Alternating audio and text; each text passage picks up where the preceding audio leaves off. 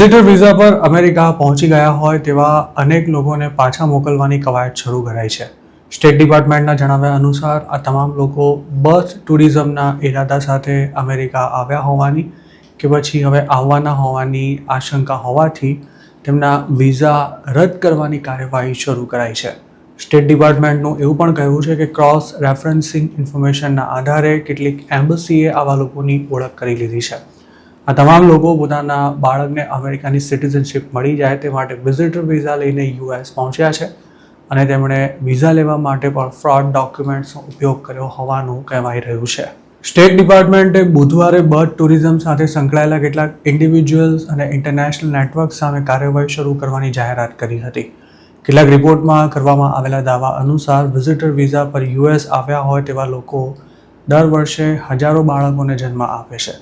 તાજેતરમાં જ waste આફ્રિકાની US એમ્બસીએ 100થી વધુ વિદેશીઓને ખોટા ડોક્યુમેન્ટ્સના આધારે વિઝિટર વિઝા અપાવવાનું એક રેકેટ પકડ્યું હતું અને આ તમામ લોકોના વિઝા રદ કરવામાં આવ્યા છે અને આવા બીજા કેટલા લોકોએ આ પ્રકારે વિઝા મેળવ્યા છે તેની પણ તપાસ ચાલી રહી છે. તેવી જ રીતે યુરોપમાં 2024થી આવા 400 જેટલા શંકાસ્પદ કેસ આઈડેન્ટિફાય કરવામાં આવ્યા છે. આ તમામ કેસ 6 અલગ અલગ કંપનીઓ સાથે લિંક હતા જે વિઝા ઇન્ટરવ્યૂ કઈ રીતે આપવો તેની સાથે સાથે અમેરિકા પહોંચ્યા બાદ હોસ્પિટલથી લઈને રહેવાની તમામ વ્યવસ્થા પણ કરી આપતી હતી. નોર્થ આફ્રિકામાં પણ આવા 100થી વધુ લોકોના વિઝા રદ કરવામાં આવ્યા છે. જોકે કોઈ એશિયન દેશ સામે આ પ્રકારની કાર્યવાહી કરવામાં આવી છે કે કેમ તેની માહિતી સ્ટેટ ડિપાર્ટમેન્ટ દ્વારા શેર કરવામાં નથી આવી. હજુ ગયા મહિને જ કેલિફોર્નિયામાં પ્રેક્ટિસ કરતા ભારતીય મૂળના ડૉક્ટર આથિયા જાવિદ સામે આ જ મામલે તપાસ શરૂ કરવામાં આવી હતી. તેવી જ રીતે ધનવાન ચાઇનીઝ લોકો પણ બેબી પ્લાનિંગ સાથે વિઝિટર વિઝા પર અમેરિકા જતા હોવાના દાવા અનેકવાર થઈ ચૂક્યા છે અને જાન્યુઆરી 2025માં યુએસમાં રહેતી એક ચાઇનીઝ મહિલાએ પોતે અમેરિકામાં બર્થ ટુરિઝમ સ્કીમ ચલાવતી હોવાનો ગુનો પણ કબૂલ કર્યો હતો. પ્રેગ્નન્સી દરમિયાન વિઝિટર વિઝા પર અમેરિકા ના જઈ શકાય તેવો કોઈ જ કાયદો નથી, પણ જો વિઝા હોલ્ડરનો ઈરાદો ત્યાં પહોંચીને બાળકને જન્મ આપવાનો હોય તો ચોક્કસ તેની સામે કાર્યવાહી કરી શકાય છે. અત્યાર સુધી હજારો ઇન્ડિયન્સ પણ આ જ રીતે અમેરિકા જઈ પોતાના બાળકોને યુએસની સિટીઝનશિપ અપાવી ચૂક્યા છે. જોકે હાલની સરકારે તેના પર ખૂબ જ સખ્ત વલણ અપનાવ્યું હોવાથી અમેરિકા પહોંચી ગયા બાદ પણ કેટલાક લોકોના વિઝા આ જ કારણોસર રદ કરી તેમને પાછા જવાની ફરજ પાડવામાં આવી રહી છે. 2026માં જે કાર્યવાહી શરૂ કરવામાં આવી છે તેમાં કયા દેશના કેટલા લોકોના વિઝિટર વિઝા કેન્સલ થયા તેની માહિતી નથી અપાઈ, પણ સૂત્રોનું માનીએ તો જે ઇન્ડિયન્સે અગાઉ બર્થ ટુરિઝમનો બેનિફિટ મેળવ્યો છે તેવા ઘણા લોકોના વિઝિટર વિઝા હવે રિન્યૂ નથી થઈ રહ્યા.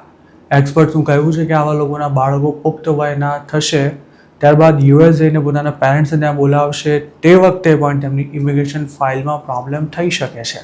અમેરિકામાં દર વર્ષે 3.5 મિલિયન જેટલા બાળકો જન્મે છે, જેમાં 26,000 બાળકોના પેરેન્ટ્સ વિઝિટર વિઝા હોલ્ડર હોવાની શક્યતા માઇગ્રેશન પોલિસી ઇન્સ્ટિટ્યૂટના એક રિપોર્ટમાં વ્યક્ત કરવામાં આવી હતી. દુનિયાના ગણ્યા ગાંઠ્યા વિકસિત દેશો બર્થ રાઇટ સિટીઝનશિપ આપે છે, જેમાં અમેરિકાનો પણ સમાવેશ થાય છે. Donald Trump birth right citizenship ખતમ કરવા માટે સત્તા પર આવ્યા ત્યારથી જ મથી રહ્યા છે, પણ હજુ સુધી તેમના પ્રયાસોને સફળતા નથી મળી. તેમણે બીજી ટર્મની શરૂઆતના પહેલા જ દિવસે આ અંગેના એક એક્ઝિક્યુટિવ ઓર્ડર પર સાઇન કરી હતી, પણ તેને કોર્ટમાં ચેલેન્જ કરવામાં આવ્યો હતો. ફેડરલ કોર્ટ બાદ અપીલ્સ કોર્ટે પણ આ ઓર્ડરને ગેરબંધારણીય ઠેરવી તેના અમલ પર રોક લગાવી દીધી હતી. હાલ આ મામલો સુપ્રીમ કોર્ટમાં પેન્ડિંગ છે અને આગામી 1-2 મહિનામાં જ તેના પર ફાઇનલ જજમેન્ટ આવી શકે છે. બર્થ ટુરિઝમ સિવાય જે લોકો વિઝિટર વિઝા પર પૈસા કમાવા માટે અમેરિકા જાય છે તેમના માટે પણ હવે મુશ્કેલી ઘણી વધી ગઈ છે.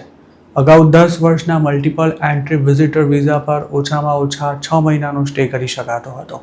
આ દરમિયાન લોકો કેશમાં જોબ કરી 5-6 મહિનામાં $10,000-12,000 કમાઈ ઇન્ડિયા પાછા આવી જતા હતા અને 6 મહિના ઇન્ડિયામાં રોકાઈ ફરી અમેરિકા ઉપડી જતા હતા. જોકે હવે વિઝિટર વિઝા પર વારંવાર અને તે પણ માત્ર અમેરિકા જ આવતા અને દર વખતે 5થી 6 મહિના સુધી રોકાતા લોકોને એરપોર્ટ પર જ અટકાવીને પાછા મોકલાઈ રહ્યા છે અને તેમના વિઝા પણ રદ કરી દેવામાં આવે છે. માત્ર વિઝિટર વિઝાવાળા જ નહીં, પણ જે લોકો પોતાનું ગ્રીન કાર્ડ ચાલુ રાખવા માટે વર્ષે એકાદ વાર અમેરિકાનો આંટો મારવા જાય છે તેમને પણ હવે ગ્રીન કાર્ડ સરેન્ડર કરવાની ફરજ પાડવામાં આવી રહી છે.